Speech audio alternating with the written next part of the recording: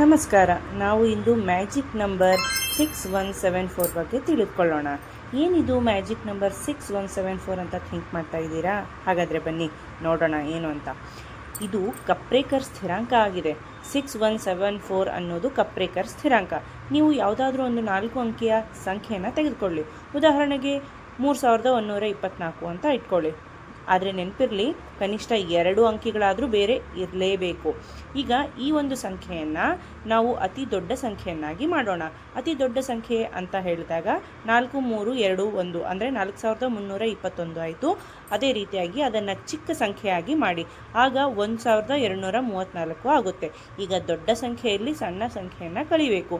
4321ರಲ್ಲಿ 1234 ಕಳೆದಾಗ ಉತ್ತರ 3087 ಬಂತು. ಈಗ ಬಂದಿರತಕ್ಕಂತಹ ಉತ್ತರವನ್ನು ಮತ್ತೆ ರಿಪೀಟ್ ಆಗಿ ನಾವು ಅತಿ ದೊಡ್ಡ ಸಂಖ್ಯೆಯನ್ನಾಗಿ ಮತ್ತು ಅತಿ ಚಿಕ್ಕ ಸಂಖ್ಯೆಯನ್ನಾಗಿ ಮಾಡಿ ಕಳಿಬೇಕು. ಅತಿ ದೊಡ್ಡ ಸಂಖ್ಯೆ ಅಂತ ಹೇಳಿದರೆ 8730 ಆಯಿತು. ಅದೇ ರೀತಿಯಾಗಿ ಚಿಕ್ಕ ಸಂಖ್ಯೆ ಮಾಡಿದಾಗ 0378 ಬಂತು. ಈಗ ದೊಡ್ಡ ಸಂಖ್ಯೆಯಲ್ಲಿ ಚಿಕ್ಕ ಸಂಖ್ಯೆಯನ್ನು ಕಳೆದಾಗ ಉತ್ತರ 8352 ಬಂತು. ಈಗ ಇದನ್ನು ಇದೇ ರೀತಿಯಾಗಿ ಪುನರಾವರ್ತಿಸಬೇಕು. ಮತ್ತೆ ಅದನ್ನು ದೊಡ್ಡ ಸಂಖ್ಯೆಯನ್ನಾಗಿ ಮಾಡಿದಾಗ 8532 ಬಂತು. ಚಿಕ್ಕ ಸಂಖ್ಯೆಯನ್ನಾಗಿ ಮಾಡಿದಾಗ 2358 ಬಂತು.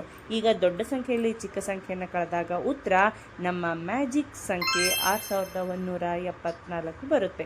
ಈಗ ಇದನ್ನು ಎಷ್ಟೇ ಬಾರಿ ನಾವು ಅತಿ ದೊಡ್ಡ ಸಂಖ್ಯೆಯನ್ನಾಗಿ ಮಾಡಿ ಚಿಕ್ಕ ಸಂಖ್ಯೆಯನ್ನಾಗಿ ಮಾಡಿದಾಗೂ ಸಹ ನಮಗೆ ಉತ್ತರ 6174 ಬರುತ್ತೆ.